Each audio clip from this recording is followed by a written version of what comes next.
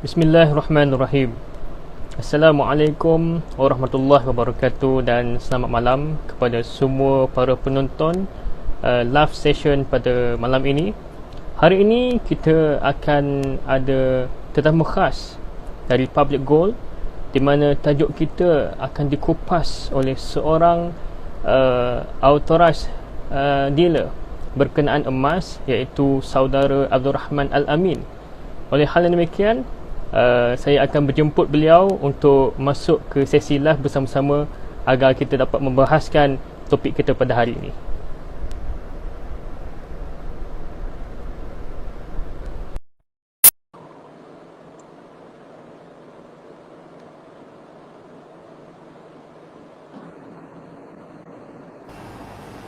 Okay, Assalamualaikum. Okay. Test sebelum tu test mic dengar tak? Mic. Okey, boleh dengar.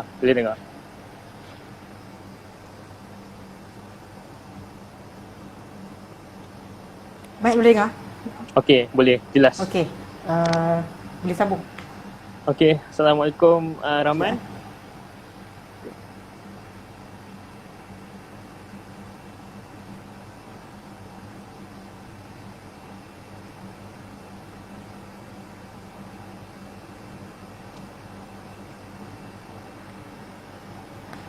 Okay. Sekejap saya tengah set up. Belum settle lagi. Okey. Boleh dengar? Kalau macam ni boleh dengar? Boleh dah. Okay. Buat macam ni lah. Dia tak clear sangat. Jelas? Tadi clear. Sekarang dah Tadi clear? kurang sikit. Sekejap Nak pakai mic sekejap.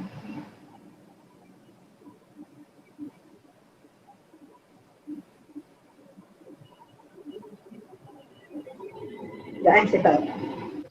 Okey.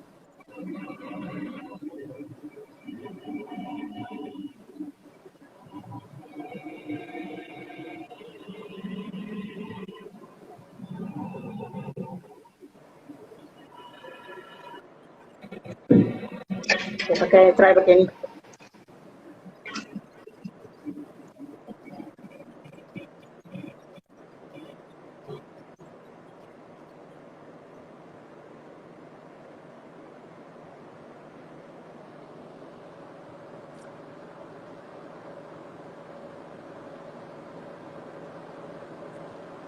Okey, Syah Abdul Razak, hari ini topik kita adalah berkenaan kepentingan kesedaran pelaburan emas. Jadi, sementara menunggu saudara Rahman kita untuk set up, jadi saya nak perkenalkan kepada semua, topik kita pada hari ini adalah berkenaan dengan emas ataupun berkenaan dengan kewangan. Jadi, Rahman, dah okey ke tu? Boleh dengar? Boleh lah. Jelas? Boleh jelas? Boleh, jelas. Okey. Okey, Rahman. Boleh start. Apa khabar, Rahman? Sihat. Muhammad sihat, Muhammad? Alhamdulillah sihat. Macam mana dengan PKP?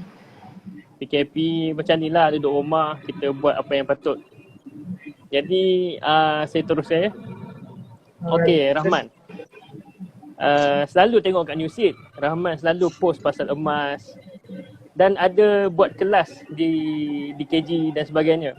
Jadi boleh tak pada awal-awal ni Aman ceritakan tentang pengalaman Aman dengan emas dan kenapa Aman memilih emas sebagai untuk menambah pendapatan? Okey, bismillahirrahmanirrahim. Assalamualaikum. Yang pertama sekali saya ucapkan terima kasih kepada saudara Muhammad dan invite saya untuk bagi sedikit perkongsian lah. Dan selamat datang pada mana yang live tu, kita nampak ada 12 orang bagus. Dan saya ucapkan tahniah siapa yang join live malam ni. Jadi sebelum kita masuk pada topik kita, saya nak introduce dulu diri saya. Nama saya Abdul Rahman Al-Amin bin Ismail dan saya berasal daripada Jitra Kedah dan kami sebenarnya sama-sama mahasiswa di Universiti Utara Malaysia dengan saudara Muhammad lah. Jadi macam mana saya boleh berkecimpung dengan pelaburan emas ni ataupun saya memilih pelaburan emas ni adalah sebenarnya saya mula minat tentang emas ni sejak tahun 2011 lagi. 2011 masa tu kita umur berapa, Muhammad? Kita umur 14 tahun. Kami sebanyak 14? Oh, Muhammad tu tahun. Muhammad 97 kan? Sem 6. Tak, tahun lahir 97. Tahun 97. Saya 98. Masa tu saya 2011 saya kelas 1. Jadi masa tahun 2011 tu dia ada satu buat seminar tau di masjid ni, satu masjid. Dan lepas habis seminar tu orang yang bagi ceramah tu dia ada buat jualan lah. Dia jual 1 dinar emas. 1 dinar emas ni berapa dia 4.25 gram. Bentuk dia lebih kurang macam ni lah. Tapi bukan macam ni lah, yang ni yang Fabigo ya. Jadi bila saya tengok, saya tertarik lah tengok dinar emas kan. First time tengok emas, shilling emas. Bukan macam barang emas tu. Beza.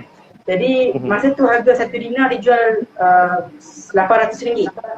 Sebagai student yang umur tingkatan 1, RM800 tu kecil besar. Oh. RM800 tu kecil besar. Pemuan. Besar tu bagi besar kan. Jadi saya tangguh lah. Saya tak boleh beli.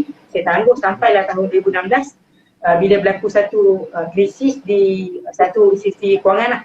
Saya tak boleh sebut nama. Jadi bila berlaku satu krisis tu, kita sebagai pendeposit apa yang kita fikir? Pasal duit dalam bank lah. Nak buat keluar lagi lah. Nak buat keluar lagi duit lah. Sebab institusi tu dah masalah kan. So bila jadi macam tu, mak saya dia ada sedikit saving. Jadi dia just alihkan daripada bentuk duit kertas tu kepada bentuk emas. So automatic dapat free dealership. So beli emas dekat Fabigo ni, kalau kita beli, kita ada duit contohnya RM10,000. Kita tukar pada emas RM10,000 tu semua tukar dalam bentuk emas. Tak ada yuran, automatik dapat dealership. Itu bagusnya dekat Fabigo. Sebab start pada tu lah, saya pun mula simpan emas dengan 0.5 gram. 0.5 gram ni kecil je. Tak besar dalam contoh ini 1 gram. So 0.5 gram, dia half daripada tebal dia half tadi. Jadi saya start saving dalam 150. Kemudian start pada tu lah baru saya start belajar, saya start mengkaji tentang emas lah. Saya simpan sikit-sikit masa tu saya matrikulasi. Saya dapat allowance, saya guna duit allowance tu untuk beli emas. So allowance matrikulasi sebulan dalam 200.5. Saya simpan lah 1 bulan 1 bulan. Itulah sebabnya kenapa saya mula minat tentang emas lah. Dan kenapa saya terus menyimpan emas, satu nanti kita akan sentuh lagi, ada lagi kot. Mungkin lagi detail nanti kita akan go dia lah. Okey, terima kasih Aiman. Satu introduction yang sungguh menarik sebab muda-muda dah bertindak walaupun masih lagi muda pada masa tu dah buat emas. Dengan cerita emak pun beli emas je. Ini satu keluarga ke? Ya, satu family. Satu family buat emas. Satu family ada simpanan emas. Dia ada dua beza. Seorang penyimpan emas, seorang lagi dealer emas. Dealer emas ni peniaga emas lah. Satu family saya simpan emas tapi tak semua jadi dealer. Ada yang jadi dealer semata-mata untuk simpanan, jadi kita akan dapat diskaun ataupun insentif, maksudnya beli emas pada harga murah lah. Tapi tak buat bisnes. Yang buat bisnes saya seorang. Tapi yang dapat dealership tu ramai. Saya, abang saya, kakak saya dengan mak saya. So 4 orang dealership sebenarnya, tapi saya seorang je yang fokus educate orang tentang emas lah. Itu sebab sikit lah. So, okey, nak tanyalah pada Rahman. Kita tahu emas ni dia bernilai, tetapi ada orang masih tak sedar berkenaan emas dan kepentingan untuk menyimpan emas sebagai kalis inflasi dan sebagainya. Jadi, apakah kesedaran yang Rahman rasa boleh kita kongsikan kepada para penonton di luar sana? Okey, sebenarnya emas ni sebenarnya macam ni. Sebelum saya pergi pada topik simpanan emas, suka saya sebutkan, saya bila saya bagi talk, saya bagi seminar, saya bukan cakap emas stand alone. Biasanya saya akan kaitkan dengan kewangan lah. Sebab saya pun student jurusan kewangan. Jadi saya bukan cakap tentang emas stand alone. Biasanya saya akan cakap tentang bagaimana emas boleh menjadikan kewangan kita bertambah lebih baik. Jadi saudara Muhammad, kalau kita belajar dalam kewangan, asas pertama, adapun sebelum kita bercakap tentang kewangan, kita kena define dulu apa itu maksud kekayaan. Ini penting. Sebelum, kalau kita tak define, selesai dulu tentang definisi kewangan tu, tak boleh lebih detail lah. Jadi bagi saya, definisi kekayaan bagi orang lain kebanyakannya adalah tentang pembelanjaan. Contohnya dia nak pergi umrah, jadi dia punya matlamat kewangan dia tu untuk simpanan untuk pergi umrah, kan? Contohnya dia nak beli rumah, jadi matlamat kewangan dia tu adalah nak pergi nak beli rumah. Okay? Tapi bagi saya dan bagi apa yang saya belajar daripada guru kewangan saya, setiap kita mesti ada impian satu hari nanti kita tak bekerja pun kita ada duit. Betul tak? Kan? Tak bekerja ada duitnya dalam istilah kewangan dia panggil sebagai financial freedom, ataupun istilah mudahnya untuk orang kebanyakan adalah kencing. Jadi setiap orang kita mesti ada matlamat financial freedom tu. Tapi sebelum kita nak berbicara tentang financial freedom, asas pertama dalam kita nak bina kekayaan adalah menyimpan sebahagian pendapatan setiap bulan secara berdisiplin. Itu asas. Maksudnya kalau tak boleh menyimpan, confirm takkan kaya. Jadi bila kita bercakap tentang emas, saya selalu share macam mana emas boleh bantu untuk kita capai checkpoint pertama dalam kewangan, iaitu cash flow positif, aliran tunai positif. Macam mana emas boleh membantu. Dan juga apa kepentingan emasnya, sebenarnya sebenarnya manusia ni secara fitrahnya memang sukakan emas. Kalau saya bagi Muhammad 1 gram free, Muhammad nak tak? Mestilah nak. Confirm nak kan? Cuma dia agak skeptik nak menyabuk emas sebab kita nak beli emas kena keluarkan modal. Jadi antara sebab lain juga kita mesti faham tentang kepentingan emas ni. Saya suka sebutkan tentang kaitan emas dengan duit kertas, dengan duit yang kita pakai. Jadi sekejap saya nak tengok sebab nanti takut termasuk topik lain. Sekejap Boleh. yang kenapa okey, kepentingan emas, kita kena faham tentang saya nak tanya Muhammad, pernah dengar tentang Bretton Woods? Pernah. Pernah dengar? Perjanjian Bretton Woods. Perjanjian Bretton Woods. Tahun Ya, tahun apa? 70 ataupun 80 kot. Lebih kurang tu. 19 perjanjian tu dibuat 1944. 44. Perjanjian tu dibuat 1944. Richard Nixon kan? Betul ya, Richard Nixon. Perjanjian tu tahun 1944, iaitu selepas Perang Dunia Kedua. Perang Dunia Kedua ataupun pertama, Perang Dunia Pertama tak salah saya. Selepas Perang Dunia Pertama, jadi seluruh negara besar ni lepas perang, 44 buah negara berkumpul. Sekarang ni kita nak urus niaga antarabangsa, kita nak pakai duit apa? Kita nak pakai, contohnya Malaysia, nak urus kita Malaysia nak urus niaga dengan Thailand, nak pakai duit apa? Nak pakai duit Malaysia ringgit ataupun duit Thailand baht kan? Jadi semua pemimpin ni last kali decide untuk jadikan US sebagai mata wang antarabangsa. Maksudnya kalau kita nak berniaga dengan Saudi, kita tak boleh pakai Riyal ataupun tak boleh pakai Malaysia ringgit, tapi kena pakai US dollar. Jadi itu start duit kita disandarkan kepada emas. Nak keluarkan 1 ounce iaitu 1 ounce emas siling seberat 31.1 gram, kita kena bayar, kena tukar jadi $35. Ini kalau ada PowerPoint senang sikit faham. Jadi saya explain je lah. Jadi start daripada tu, kita semua dunia terpaksa setiap kali negara nak keluarkan duit kena ada backup emas. Maksudnya masa tu sistem duit tu mewakili voucher saja bagi mewakili kertas. Duit yang sebenar adalah emas. Itu tahun 1944. Tapi selepas tahun 1971, bila US berperang dengan Vietnam dengan sangat lama, lebih 15 tahun tapi tak pernah menang. Kecuali dalam cerita Rainbow saja kita boleh lihat US menang dengan Vietnam. Jadi lepas perang, US habis duit dengan sangat banyak. Last kali Presiden Richard Nixon tu buat decision untuk putuskan hubungan US dollar dengan emas. Maksudnya start daripada tu US boleh cetak sebanyak mana pun duit yang dia suka. Dah tak ada kena mengena dengan emas. Sejak daripada tu barulah harga emas naik. Maksudnya siapa faham tentang kepentingan duit tentang kaitan emas dengan duit kertas ni, sebenarnya kita simpan emas duit tak habis. Tapi kita simpan emas adalah kita simpan duit yang asal dari tu. Okay, duit tu sebenarnya tak ada nilai. Duit tu macam kita cakap inflasi. Inflasi tu berlaku selepas duit tu dah dipotongkan hubungan tu daripada emas. Faham Jadi bila kita faham tentang kepentingan, kita faham tentang hubungan nanti, baru kita faham, aku beli emas sebenarnya aku simpan duit, bukan berhabis duit. Itu ramai orang silap faham. Bila kita faham ni, baru kita tahu nak letak mana satu priority, keutamaan. Okay? Ilmu kewangan tu satu, ilmu kaitan duit, kaitan emas dengan duit kertas tu satu. Bila kita faham emas tu adalah duit, confirm kita akan tak fikir lagi lah tentang harga emas naik ke turun tu, sebab emas tu sebenarnya adalah duit. Okay? Next soalan. So, saya tertarik lah dengan kata-kata Rahman tadi. Rahman kata kita beli emas ni bukan kita menghabiskan duit, tetapi kita menyimpan duit sebenarnya, duit yang sebenar. Betul tak Aman? Sebenarnya emas ni duit yang sebenar yang dilupakan oleh kita semua, disebabkan kita sekarang ni guna duit kertas yang pada hakikatnya duit tu fiat money. Fiat money, betul. Fiat money langsung tidak ada nilai. Jadi selaku mahasiswa, bagaimana kita nak bermula untuk kita simpan emas ni? Kita belajar dalam kelas, kita belajar dalam dengan pensyarah ada beritahu, saya dah belajar Islamic Financial. emas ini merupakan mata wang yang sebenar. Jadi untuk bermula itu bagaimana? Saya pernah bermula dahulu. Semasa saya tahun 2015, saya ada beli emas. Ni ada emas ni, 1 gram. Nampak tak? 1 gram. 1 gram emas. Ni saya beli 1 gram emas lagi. And ni 1.4 dinar. Jadi saya hanya beli ni saja, tak konsisten. Disebabkan kesedaran saya hilang.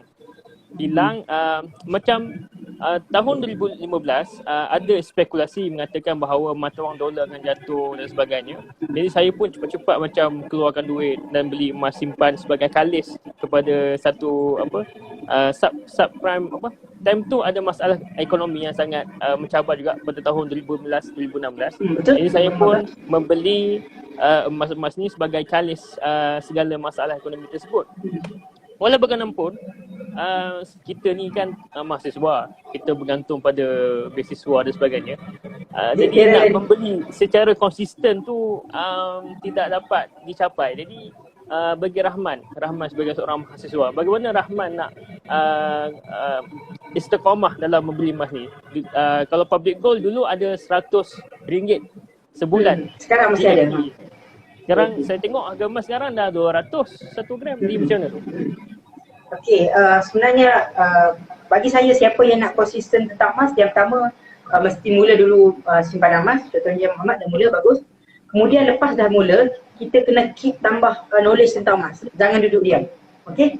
Bila kita ada ilmu, kita tahu apa mana satu prioriti yang penting, dan bila kita ada ilmu untuk simpan emas, kita tahu apa yang kita buat. Masalah ramai orang simpan emas, ramai sebenarnya orang simpan emas especially ketika harga emas sangat agresif. Especially tahun 2013, 2014 sangat ramai orang simpan emas. Tapi lepas tu bila harga emas dah tak naik, harga emas dah mendatar, dia tak tahu, dia hanya simpan emas sebab harga emas naik, jadi dia tak tahu apa selain manfaat emas lain pada kewangan selain pada harga emas, beli harga rendah, jual harga tinggi. Jadi dia akan stop konsisten.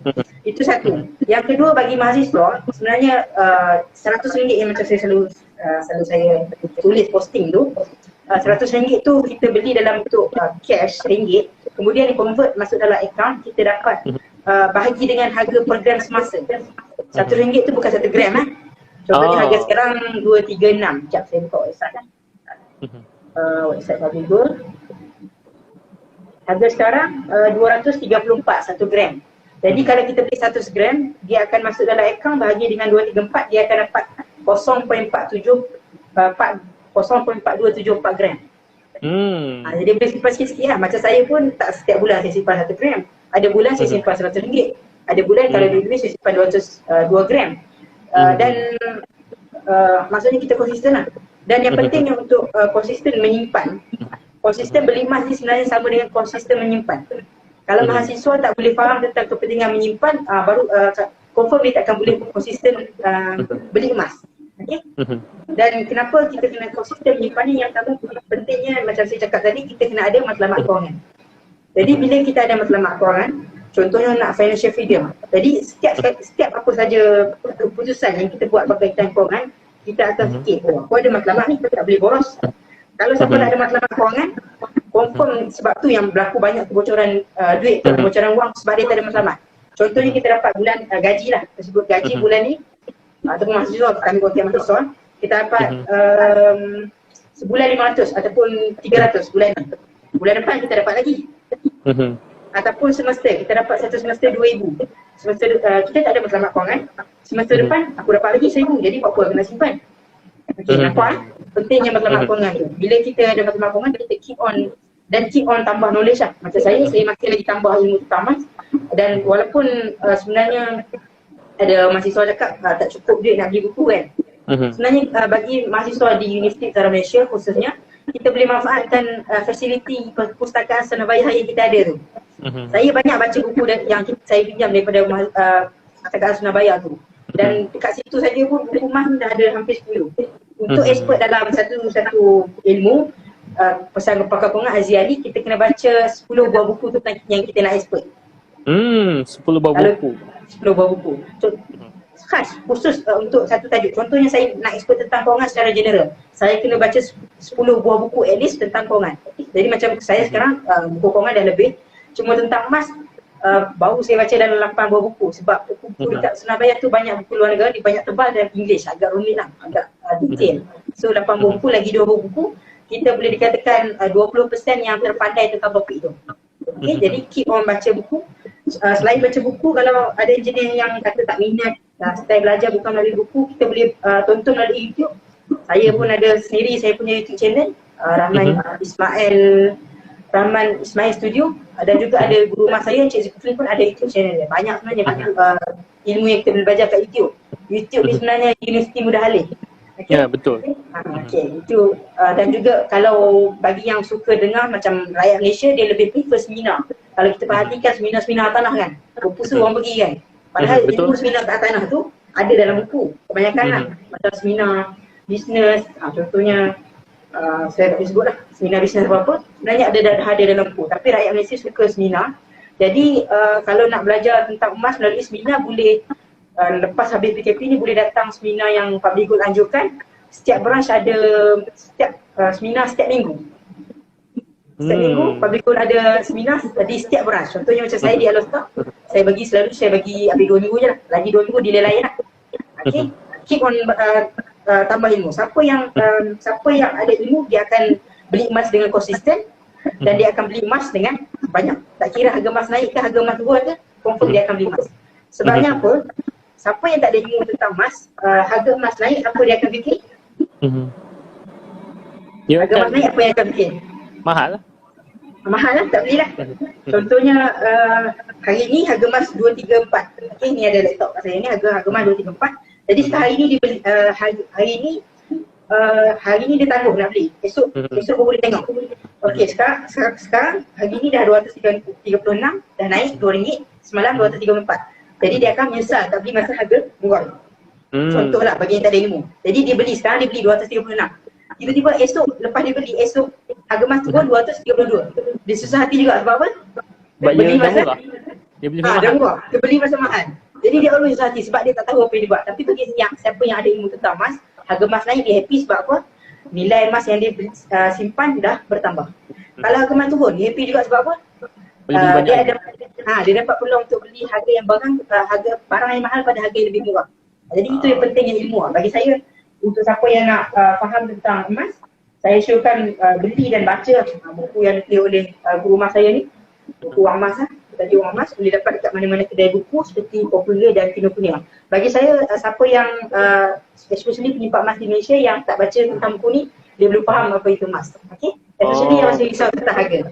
Kalau siapa beli tentang siapa yang baca buku emas, buku ni, sebelum dia baca mungkin dia takut nak beli emas. Tapi lepas dia baca, saya berani jamin dia takut tak beli emas. Sebab dia tahu apa itu emas. Okay? Itu jawab soalan lah. Sangat-sangat menariklah kupasan daripada saudara Rahman tadi.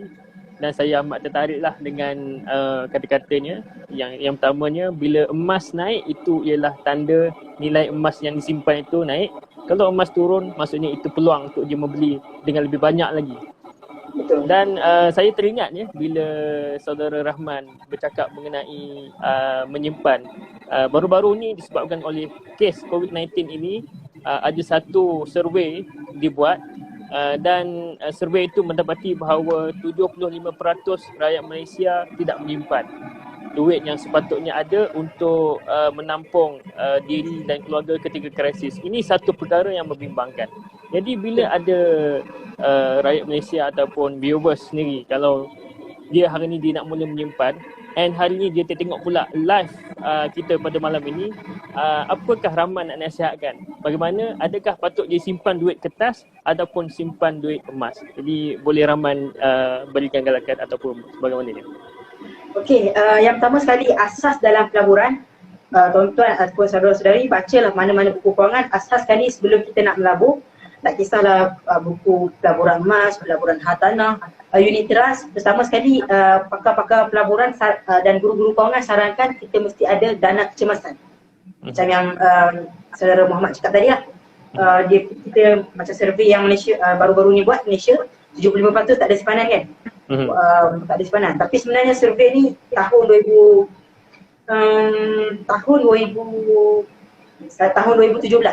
Survey dah dibuat oleh Bank Negara Malaysia. 2017-2018 mendapati 75% macam Muhammad cakap tadi. Kemudian satu lagi survey dibuat oleh KWSP, 7 daripada 8 manusia ataupun populasi di Malaysia tak ada simpanan kecemasan walaupun jumlah RM1,000. Ini KWSP. Kemudian tahun 2019 sangat menggerunkan. Gaji banyak, 10,000, 20,000 sebulan, 5 ke, tapi simpanan RM1,000 ada yang belum ada. Kemudian tahun 2019 meningkat kepada 90%. Rakyat Malaysia tak ada dana kecemasan walaupun berjumlah RM1,000. Maksudnya sebelum kalau ada viewers yang berminat nak melabur simpan emas, pertama sekali yang saya akan tanya, saat krisis macam ni, kalau nak simpan emas pun sangat perlu, kita perlu berhati-hati. Contohnya macam saya ada simpanan emas, nak keluar sekarang nak jual emas agak susah sebab tak banyak kedai emas buka. Walaupun emas tu aset saya tapi kita susah lah nak jual dari sudut kesairan tu. Lebih baik simpan cash, dan berapa banyak kita simpan cash? Pakar-pakar sarankan 3 ke 6 bulan dana kecemasan. Maksudnya 3 ke 6 bulan dana kecemasan berjumlah 3 ke 6 bulan pendapatan. Contohnya gaji kita RM2,000, kita kena ada simpanan at least RM6,000 ke RM12,000.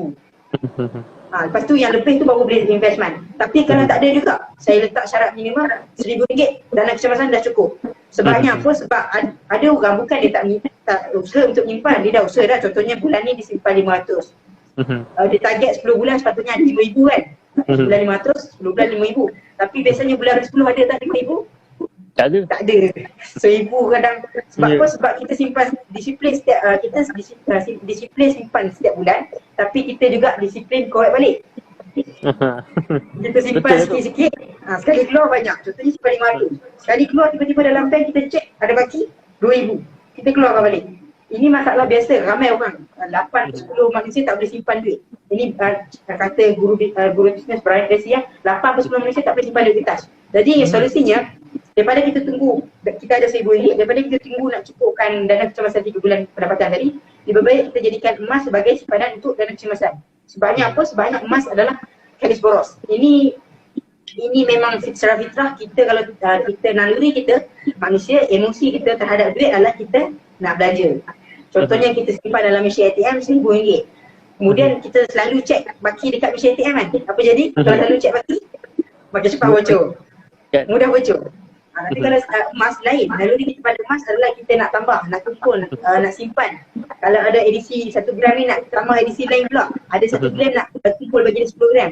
Itu bagusnya simpan emas. Dan emas juga sebenarnya adalah cash. Kata guru saya, emas juga adalah cash sebab kita boleh dapatkan, kita boleh lebih cair lah berbanding kalau tanah mungkin kita kena tunggu 6 bulan belum tentu lagi kan boleh jual tanah kan, rumah kan. Tanah pun sama, tapi emas tak. Emas dalam tempoh 30 minit, kalau waktu biasa bukan gawat, waktu bukan PKP dah boleh tunai. Itu saya punya pendapat lah. Bagi siapa yang nak mula, pastikan ada RM1,000 untuk yang bekerja, pastikan ada 3 bulan dana kecemasan. Kalau tak ada juga RM1,000 dana kecemasan. Kalau tak ada juga, lebih baik simpan dalam bentuk cash tu. Contohnya orang yang dah bekerja, moratorium yang Bank Negara Malaysia bagi tu manfaatkan untuk simpan cash. Sebab apa Bank Negara Malaysia bagi moratorium 6 bulan? Sebab nak suruh siapa yang tak ada dana kecemasan, korang kumpul dana kecemasan, cash banyak-banyak untuk hadapi saat yang gawat. Sebab kalau kita tengok banyak pakar-pakar kawangan di barat, dia ada buat satu macam gambar rajah lah. Kita nampak coronavirus ni macam satu krisis kan. Dia macam gambar rajah ombak kan. Tapi belakang tu ada ombak lagi besar, iaitu financial crisis. Jadi itu sebab Bank Negara bagi sampai 6 bulan. Kalau ikut logik PKP tak logik 2 minggu, 4 bulan je kan, 4 minggu je kan PKP. Tapi moratorium Bank Negara bagi sampai 6 bulan. Dan banyak juga KNB contohnya 3 bulan, maksudnya ada something yang akan berlaku lah. So lebih baik kumpul cash, tapi bagi siapa yang selesa, yang dah ada cash at least 6 bulan ataupun lagi baik setahun gaji, cepat-cepat kumpul aset fizikal, iaitu emas dan perak lah. Saya punya nasihat, kalau yang nak mula dengan RM100 pun dah okey lah. Start terus, jangan tunggu waktu perfect ataupun jangan tunggu kita betul-betul nak faham tambah baru nak mula. Tak boleh sebab kita confirm takkan perfectnya. Okey, itu nasihat saya. Okey, tadi Rahman dia cakap pasal perak kan. Okey, kalau saya tengok di pasaran, harga perak lagi murah daripada harga emas. Jadi bagi mereka yang masih kurang wang tapi mereka nak menyimpan harta fizikal seperti emas dan perak, Jadi bagaimana pasaran perak hari ini? Okey, perak ni kalau ikut sekarang perak ni pakar-pakar dia suka bandingkan perak dengan emas ni dari sudut nisbah. Kalau ikut perak punya nisbah dengan harga emas pernah cecah 1:14. Maksudnya kalau kita ada duit RM100, contohlah, kita boleh dapat 1 emas.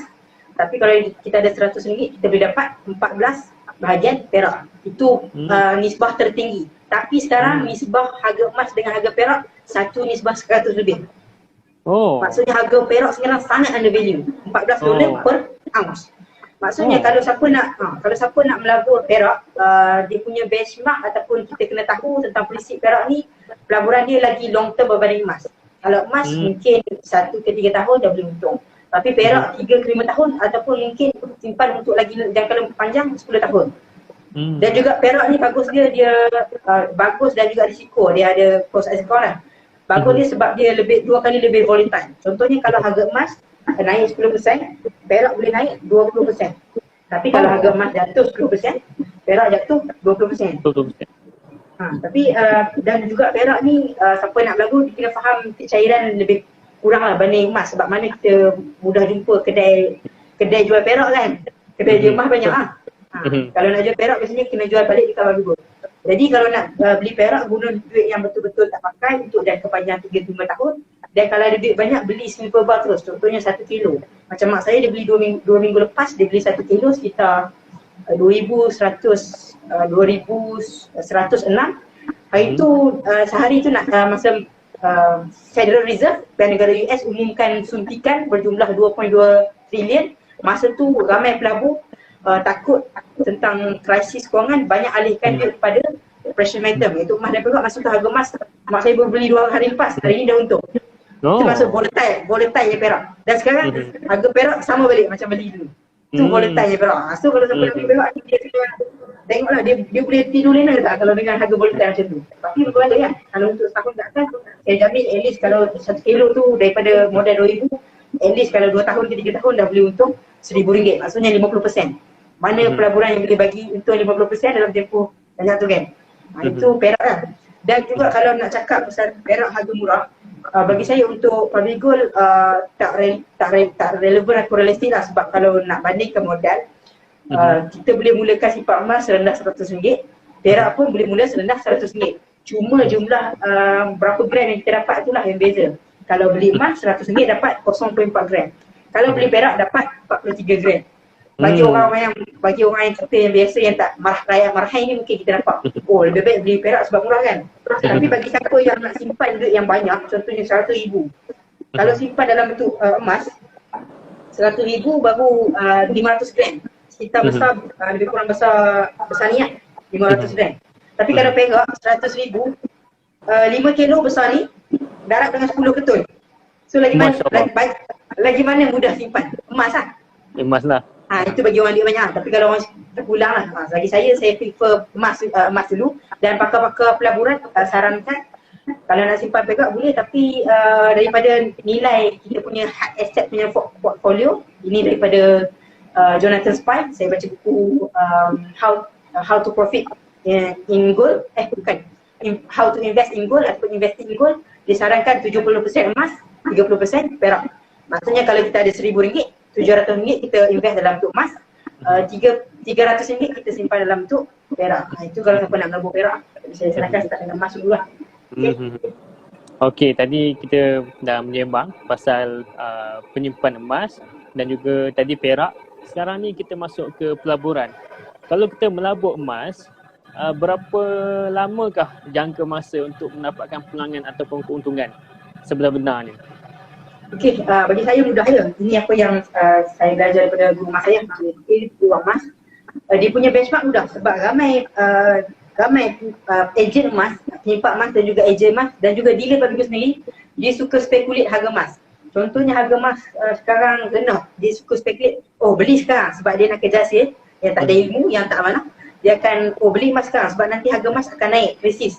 Bagi saya itu tak tepat, cara tak betul. Sebab tak ada mana-mana pakar boleh predict harga emas secara tepat. Tapi cara paling mudah untuk kita ambil prinsip untuk beli emas ni, kita beli emas tu guna duit yang kita agak-agak tak pakai dalam tempoh 1 ke 2 tahun.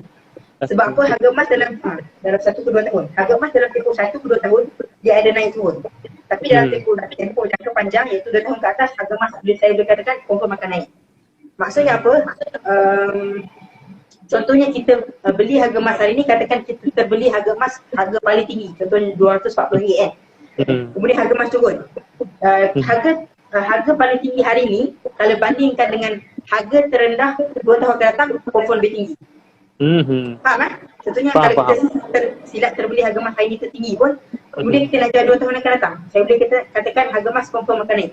Kenapa saya boleh katakan harga emas confirm akan naik? Saya nak tanya semua viewer, harga karipak agak-agak akan naik tak?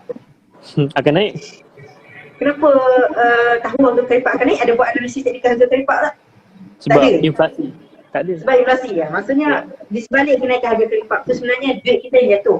Jadi kalau harga karipak, makanan asasi tu confirm akan naik, apatah lagi emas ni kita anggap barang bernilai kan. Kita jadi sebagai emas, sebagai contohnya Johan, pingat emas. Maksudnya emas ni anggap barang bernilai, tak mungkin harga emas tak naik. Cumanya naik turun dalam jangka pendek tu sebenarnya adalah bergantung pada spekulasi pelabur-pelabur dan juga biasanya United States lah, Amerika Syarikat lah. Ini semua spekulasi. Tapi dari sudut nilai emas sebenarnya kalau sebelum macam saya sebut tadi, antara US dollar dengan emas, belum emas diputuskan dengan US dollar, harga emas sebenarnya statik. Sebelum tahun 1971, sebelum Presiden Richard Nixon putuskan hubungan emas dengan US dollar, harga emas tak naik dan tak turun. Maksudnya sebelum tahun 1971 tak ada khilaf pelaburan emas. Harga emas tak naik. Sebab apa? Sebab duit tu sendiri, duit dolar tu sendiri adalah emas. Dolar tu sebenarnya wakil untuk bagi mewakili duit sebenarnya yang emas. Jadi kalau siapa faham tentang konsep, emas sebenarnya tak naik. Tapi yang naik turunnya adalah duit kertas. Jadi kita boleh faham lah. Tak ada risiko yang sebenar untuk simpan emas. Yang penting kita beli saja guna duit yang agak-agak kita tak pakai dari tempoh 2 tahun ke atas, confirm akan untung lah. Terus benchmark. Tapi penting juga, kita tak tahu nanti akan sentuh ke tak. Jadi saya sentuh terus lah. Tentang kriteria untuk pelaburan emas. Sebabnya tuan-tuan, saudara-saudari kena tahu emas adalah bukan barang kawalan. Contohnya macam gula, beras itu semua barang kawalan kan. Ada harga RM1, tapi emas bukan barang kawalan. Mana-mana penjual emas boleh jual harga emas berapa saja yang mereka nak. Dan bila kita beli emas, kita ada spread tau. Biasa dengar tak spread? Muhammad biasa dengar tak spread? Tak pernah. Tak pernah. Spread tu kalau susun nilai mungkin biasa dengar. Susun nilai. Susun nilai. Yang biasa kita sebut susun nilai tu, istilah yang lebih tepat adalah spread. Maksudnya harga kedai emas jual, contohnya saya, Public Gold jual kepada saya RM2,000. Kemudian saya nak jual balik dekat Public Gold berapa? Contohnya RM1,800. Jadi beza antara RM1,800 dan RM2,000 tadi tu, itu dinamakan spread. Beza dia berapa? RM200. Jadi RM200 tu spread tu cara paling mudah kata kawan saya pakai emas, paling mudah nak faham spread tu adalah keuntungan kedai emas. Jadi sebenarnya kita nak beli emas, saya cakap untung ni tak semua emas, jenama emas untung. Sebab apa? Sebab emas bukan barang kawalan, berbalik pada saya cakap tadi, emas bukan barang kawalan. Bila bukan barang kawalan, ada kedai emas yang spread dia sangat tinggi. Jadi saya punya prinsip untuk tempoh 2 tahun tu dah tak terpakai. Sebab apa? Contohnya kedai emas ada yang dia punya spread 25%. Maksudnya harga purata kenaikan harga emas setahun lah. Dalam tempoh 18 tahun ni purata harga emas naik setahun 10%. Jadi kalau spread 25%, 20% balik modal lah. Spread 25%, harga emas 2 tahun dah naik 20%. Naik balik modal lah. 5%? Tak balik modal. 5% lah rugi 5%, masih rugi 5%. Itu pentingnya antara kriteria emas lah. Dia ada lain banyak lagi. Yang pertama harga murah. Itu kriteria pertama. Yang kedua spread mesti rendah. Spread dia keuntungan kedai emas ambil tu mesti sikit. Macam di Public Gold bawah 10%. So at least tahun kalau harga emas naik 10% pun dah boleh balik modal. Yang ketiga cawangan jual beli banyak. Yang keempat syarat beli balik tak cerewet. Yang kelima adalah jaminan beli balik. Maksudnya confirm tak kedai emas tu boleh beli balik emas. Sebab ada kedai emas dia jual emas saja kan. Saya tak nak sebut syarikat, ada kedai emas dia jual emas saja, mungkin emas dia jual murah tapi nanti kita nak jual emas balik. Dia cakap, staff tu akan cakap, oh maaf kami tak jual, tak beli emas, kami hanya jual saja. So jadi masalah kat situ. Maksudnya walaupun emas aset yang laku dekat semua tempat, tapi kita sebagai pemilik emas jenama tu, kita terpaksa jual dekat kedai emas lain pada harga jauh lebih rendah. Sebab kedai yang jual emas dia akan jamin beli harga, kalau dia jamin beli emas tu dia akan jamin pada harga yang lebih tinggi lah banding kedai lain. Sebab dia sebab customer tu bagi bisnes kat dia. Itu pentingnya. 5 ciri tadi. Kalau nak tahu lebih detail, nanti boleh minta lah slide kat saya adalah detail semua tu. Okey, itu saranan daripada saya lah. Guna duit yang agak-agak kita tak pakai dalam tempoh 1 ke 2 tahun, itu confirm saya boleh jamin at least balik modal lah walaupun tak untung. Okey. Saya kurang faham sikit yang pasal spread tu. SPREAD kan? Spread kan? Spread. Dulu saya ada baca juga apa benda lah spread ni. Spread ni macam menyebar kan? Oh kiranya masuk spread tu susut nilai lah maksudnya. Perbezaan harga kedai emas jual dengan harga kedai emas beli balik. Dia ada istilah buyback. Buyback tu bukan kita beli, tapi kedai emas tu beli balik. Sebab tu nama buyback. Maksudnya harga kita jual lah. So perbezaan tu margin spread. Margin untung, spread tu perbezaan. So untung daripada hasil perbezaan itu masuk spread. Faham kan? Kalau macam tu. Jadi kalau kita nak beli kita kena cari yang spread kurang 10% lah. Bawah 10% supaya kenaikan harga emas kurang 10% setahun tu, maksudnya setahun pun kita dah boleh balik modal lah, tak perlu tunggu lama. Ada kedai emas yang sampai 30 ke 40%. Naya kita 4 tahun pun tak untung lagi. Okey? Faham. Itu tipsnya. So adakah itu sebabnya Rahman pilih Public Gold? Ke ada sebab lain? Betul. Salah satunya sebab mak saya dulu lah. Antara kalau ikut penyebab, macam saya cakap tadi, sebab krisis dalam satu institusi kewangan, jadi saya dah termula dengan Public Gold. Tapi apa yang menyebabkan saya kekal dengan Public Gold lah sebab tu. Saya boleh katakan Public Gold bukan Public Gold adalah pengeluar emas terbesar di Malaysia, tapi Public Gold bukan syarikat emas yang jual harga emas paling murah. Tak. Public Gold dijual emas harga padan patut. Berbaloi dengan apa servis yang ditawarkan, dia ada cawangan jual beli banyak. Nak jual mudah, terbuka sale pun boleh jual. Hatta kalau hijab emas Bank Negara, hijab emas ni maksudnya shilling emas official rakyat Malaysia sendiri, maksudnya yang dikeluarkan oleh kerajaan Malaysia, itu official pun. Kalau dah terpopek emas tu, Maybank, pengedar sah untuk hijab emas tu tak terima balik emas. Okay? Macam tu sendiri?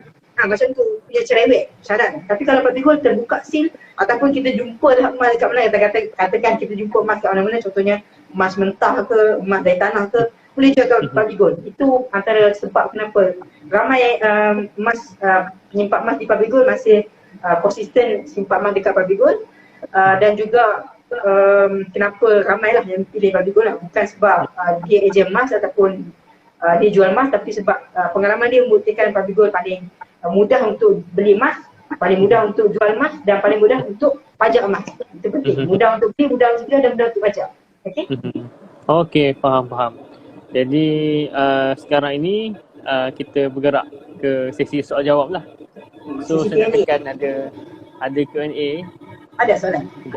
Ada soalan ni Ni daripada Fauzan Haikal, dia tanya macam mana dengan berlian? Kalau labur kepada emas sampai cukup satu jumlah, kita tukar ke berlian.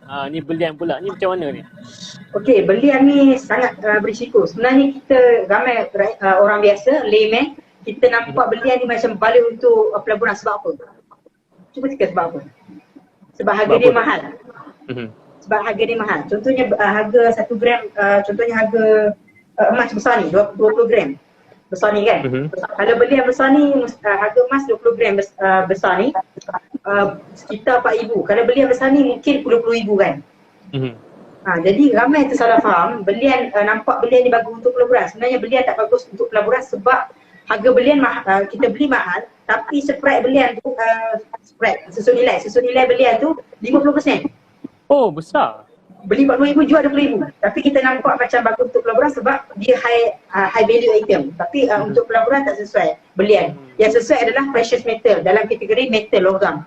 Antaranya emas, perak. Kalau kita baca buku Hard Money punya portfolio yang saya sebut tadi, dia ada lagi palladium, platinum. Tapi dalam konteks pelaburan emas di Malaysia, metal yang paling sesuai, kita boleh cakap emas dia lah, yang fizikal. Yang kedua perak tu pun kurang sesuai sebab saya cakap tadi kecairan. Tak banyak kedai emas yang terima emas, apatah lagi untuk pajak. Untuk pajak setakat ni yang saya tahu hanya Public Gold saja boleh terima emas sebagai pajakan. Tentang pajakan ni tuan-tuan boleh pergilah dekat saya punya YouTube channel Rahman Ismail Studio, ataupun search nama saya Abdul Rahman Alimi Ismail. Saya ada serang tentang pajakan. Pajakan ni bukan kita jual emas, kita kedai emas tak sama. pajakan ni kita pinjam duit bercanggakan emas. So kalau kita nak invest perak, tak ada, saya boleh katakan tak ada kedai pajakan yang terima perak dekat Malaysia. Jadi kalau nak invest metal, invest emas dan perak saja. Itu saya punya nasihat lah.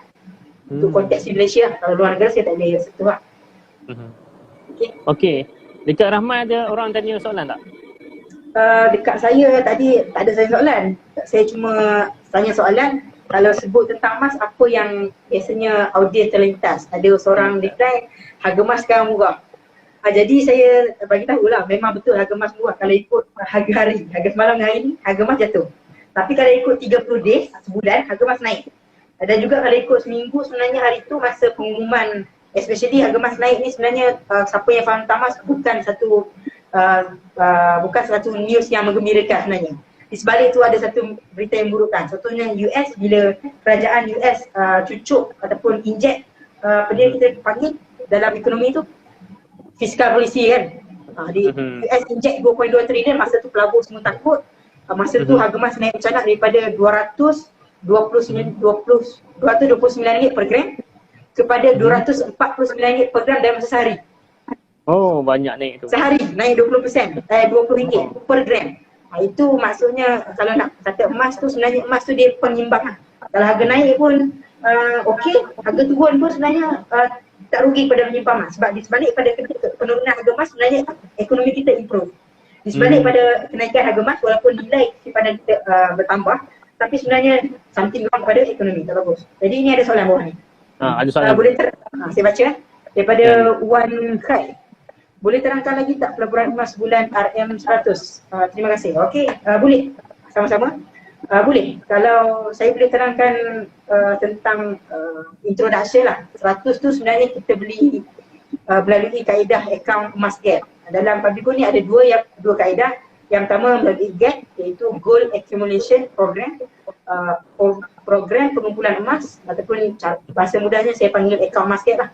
Yang kedua non-gap. Jadi kalau nak beli RM100 tu, kita beli melalui account emas gap. Duit yang kita transfer RM100, kita transfer dalam bank account Maybank Pabigo. Kemudian Pabigo akan terima receipt tu dan tukarkan daripada RM100 tu kepada gram emas. 0.4 tadi? 0.4274 gram. Maksudnya dalam akaun emas kita tu, kalau kita simpan dalam akaun Maybank, CNB, dia ada tunjuk RM kan, cash berapa kita ada kan. Tapi dalam akaun emas ni dia tunjuk RM. Lepas kita transfer je, beli je, terus akan dalam akaun tu tunjuk gram. Okey? Faham So RM100 tu dalam akaun kita ada 0.4274 gram. Jadi kita tak ada emas fizikal lagi. Kita tunggu, kita kumpul lagi next month, kita bila ada duit kita top up, tak kisahlah esok ke minggu depan ke next month, bila-bila saja kita boleh beli sampai dalam akaun kita cukup 1 gram. Maksudnya 3 kali top up dah lebih 1 gram, kita boleh keluarkan emas fizikal 1 gram. Contohnya ni emas fizikal 1 gram nampak? Nampak 1 gram dan ataupun kalau kita simpan lagi konsisten, kita boleh keluarkan item macam 20 gram macam ni. 20 gram macam ni, masih boleh keluarkan. So maksudnya kita boleh keep konsisten. Macam saya target mula saya simpan 1 gram, kemudian saya kumpul, saya target item besar pula. Lepas item 1 gram, dia tak ada 2 gram lah, dia terus 5 gram, ni kat Pabigo lah. Saya target 5 gram, kemudian saya target pula 10 gram. Jadi kita akan always konsisten lah. Nampak? Kita konsisten menyimpan setiap bulan, kita letak target 1 gram. Macam sekarang saya tengah letak target untuk kumpul 20 gram. Bila dah cukup 20 gram dalam account, keluarkan. Fizikal emas, jangan simpan dalam akaun emas. Sebab emas ni berbeza dengan duit. Duit makin kerap kita tengok, makin cepat duit bocor tu. Duit tu bocor. Tapi emas kita kena kerap tengok selalu. Kalau ada macam gold folder macam ni, hari-hari kena belek, hari-hari kena tengok. Makin kerap kita tengok emas tu, makin bertambah simpanan emas kita. Itu sedikit tentang akaun emas gap lah. Kalau nak tahu lebih lanjut, Encik Wan Khai boleh PM saya lah. Nanti saya explain detail ada lah. Okay. Ada soalan lain? Jadi kepada penonton, kalau ada soalan lagi boleh tanyakan kepada saudara Rahman kita. Boleh tanya, jangan malu kan. Apa yang saya tahu tentang emas, tentang Pabigo, itu semua tak penting lah yang malam ni, sesi ni. Sesi ni untuk apa yang saudara-saudari nak tahu tentang emas. Jadi kalau ada persoalan, tanya je. Okay, tak kisah tentang emas ke kewangan ke boleh. Ada soalan? Kita buka dalam 5 minit kot. Ya. Siapa yang live? Boleh tengok live? Siapa yang live? boleh yang tengok. yang dah boleh tengok ni ha. Siapa yang live ni kalau ada persoalan boleh tanya. Jangan lepaskan peluang ni. Sebenarnya emas ni banyak soalan boleh tanya ni. Hmm. Sebab dulu saya ada beli emas ni ha daripada Bagus, laman yang web. start dah bagus. Konsisten ni. Cuma itulah saya tak kenal dulu public gold dan saya tak tahu pun ada account gap tu dulu. Seandainya lah saya tahu ada account gap tu Tahun bila dan start simpan? tahun 2015. 15. Oh, gap. Gap 2016 saya rasa baru ada. Oh, Saya memang ya tak ke? ada lagi masa tu. Gap baru. Itulah. And then betul lah apa yang Rahman cakap. Bila kita simpan emas ni 2 tahun akan datang, harga terendah dia akan jadi harga tertinggi 2 tahun yang dulu tu. Betul? Dia macam ruginya kalau aku tak simpan Pelik kan? banyak lagi. Macam tu lah, faham. Saya faham sangat. Sama, kalau saya pun ada yang start simpan 190 tahun masa saya mula-mula jadi dealer 2017. So tahun 2017, 2018, 119 tu 190 per gram tu tertinggi tau. Hari ni nak dapat 200 per gram pun payah. Betul. Kan? Hari ni dapat 210 per gram pun payah. Tapi maksudnya harga terendah tahun ni 210 ke 220 per gram lebih tinggi, RM20 lebih tinggi berbanding harga 2 tahun lepas. 2 tahun lepas mungkin kita rasa 190 mahal. Tapi tunggulah. Contohnya sekarang kita rasa RM240 per gram mahal. Tunggu 2 tahun akan datang RM240, rugi, masa tu dah murah. Sekarang harga masa tu kita cakap mungkin sekarang harga dah RM300 per gram. Masa tu kita cakap RM240 murah. Maksudnya mahal atau murah harga emas bergantung pada masa kita. Harga yang murah selalunya adalah harga sejarah dan harga yang kita dah tak boleh dapat itu kita rasa murah. Okey? Harga emas always mahal. Ada satu soalan ni lagi. Ada soalan? Okey? Ya, benar. Macam mana risiko kalau simpan emas? Kes pencurian dah rompak. Macam mana nak elak dari pencurian, kerugian?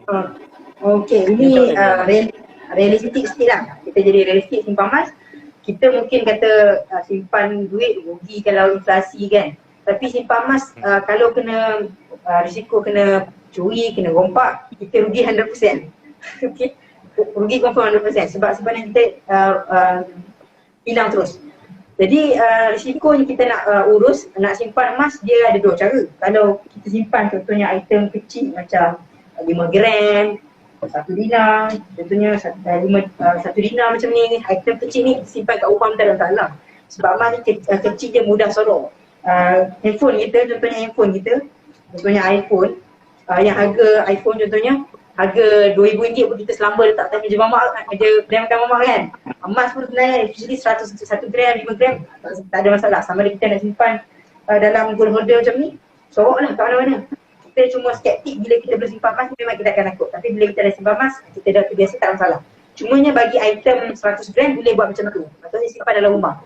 Tapi bagi item 100 gram ke atas, maksudnya 1 gram ni nilai dia RM23,000, agak berisiko lah. Itu saya syorkan untuk simpan sewa safe deposit box, safe box.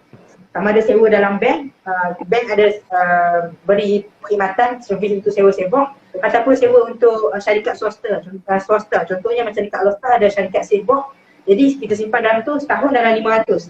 Berbaloi lah saving kita RM23,000, berbaloi lah kita invest 500 untuk kita tidur lena, tak payah fikir nanti kena rompak ke apa kan. Kalau kita simpan je 10 gram harga RM2,000, setahun kena bayar 500. Agak ralat lah, tak berbaloi. So kalau 100 gram ke bawah boleh simpan sendiri, sama ada simpan dalam gold holder ataupun saya simpan kalau 10 gram ke bawah saya simpan dalam dompet je. Macam mana 10 gram? Contohnya 10 gram bunga emas ni. Saya simpan dalam dompet je, saya bawa ke mana-mana. Hantar sejarah UM pun saya simpan 10 gram bunga emas macam ni. Ini tak ada seal. So kita boleh pegang direct. Macam ni saya simpan dalam dompet je. So item bawah 10 gram tak ada masalah. Bawah 100 gram tak ada masalah. Simpan dalam rumah, simpan dalam dompet. Kalau atas 100 gram baru saya syorkan untuk sewa safe box. Okey Rahman, saya tak ada takut. Jadi kesimpulan Rahman daripada sesi kita pada malam ni? Kesimpulan tuan-tuan, hari ni saya dah share saudara-saudari dan tuan-tuan dan puan yang tonton saya punya live malam ni. Hari ni saya dah share sedikit ilmu asas tentang emas. Sebenarnya banyak lagi ni, saya tak sentuh 20% pun daripada senat je.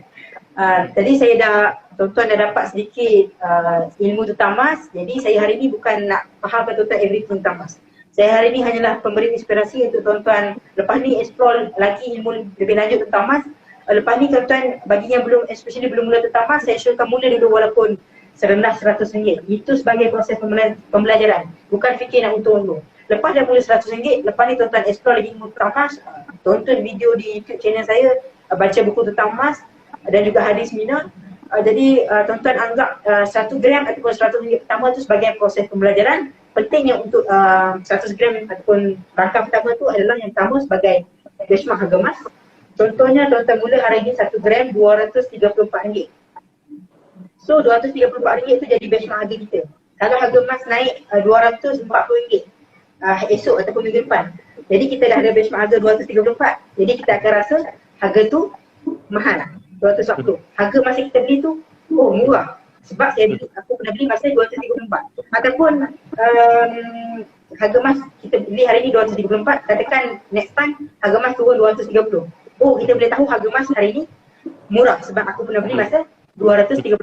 Tapi kalau kita tak mula simpan emas, kita tak ada benchmark harga emas contohnya 234, harga emas turun lagi RM215. Kita masih rasa lagi mahal sebab kita tak ada harga benchmark nak rujuk tu. Kemudian dah turun bawah ni 220 contohnya. Kita nak tunggu lagi turun 210. Tiba-tiba kita tunggu harga emas naik. Susah juga sebab tak boleh rasa murah tu. Okey, itu pentingnya langkah pertama, 1 gram pertama ataupun RM100 pertama ikut bajet masing-masing. Untuk benchmark harga. Yang kedua sebagai mudah untuk kita faham naik turun harga emas, bila kita dah mula simpan emas, automatik kita akan alert tentang harga emas lah. Biasanya penyimpan emas ni 1 bulan pertama mesti ditengok harga emas sebab ikut hari sebab dia dah simpan emas kan. Dia alert. Yang ketiga lebih cepat faham lah, proses cepat faham tentang emas sebab bila kita dah simpan emas, kita dah rasa kita one of gold silver. Jadi bila nampak saja buku emas ataupun nampak saja video tentang emas, kita akan rasa attracted ataupun catchy kan. Sebab aku dah menyimpan emas. So kita lebih motivasi lah untuk belajar ilmu tentang emas. Nasihat saya jangan tunggu masa nak perfect sebab tak ada pakar tentang emas selagi dia belum mula simpan emas. Kata Aziadi, pakar kewangan, dia rugi masa tahun 2006, dia rugi dulu dalam pelaburan emas. Lepas tu baru dia belajar dan lepas dia belajar tu dia dah mula simpan emas. Kemudian dia belajar. Lepas tu baru dia untung, dia jadi expert. Maksudnya tak ada yang siapa yang baca buku emas, buku buku kemudian tak mula simpan emas, dia expert tentang emas. Tak ada. Dia kena mula dulu harta serendah 1 gram ataupun RM100. Kemudian lepas tu baru kita belajar dan belajar. Okey. Itu nasihat saya. Okay, jadi dengan kesimpulan itu tadi, maka tamatlah sudah sesi live kita pada malam ini. Terima kasih Rahman kerana sudi bersama. Terima kasih juga saudara Muhammad. Pada malam ini. Jadi kalau ada masa lagi kita akan adakan satu sesi lagi. InsyaAllah. Kita cerita bersama. Jadi terima kasih Rahman. Okey. Okey, kita jumpa lagi. Okey, kita jumpa lagi pada sesi yang akan datang. Sekian, terima kasih. Ada beberapa soalan boleh tanya saya dan kita jumpa lagi pada sesi akan datang. Okey, baik. Terima kasih.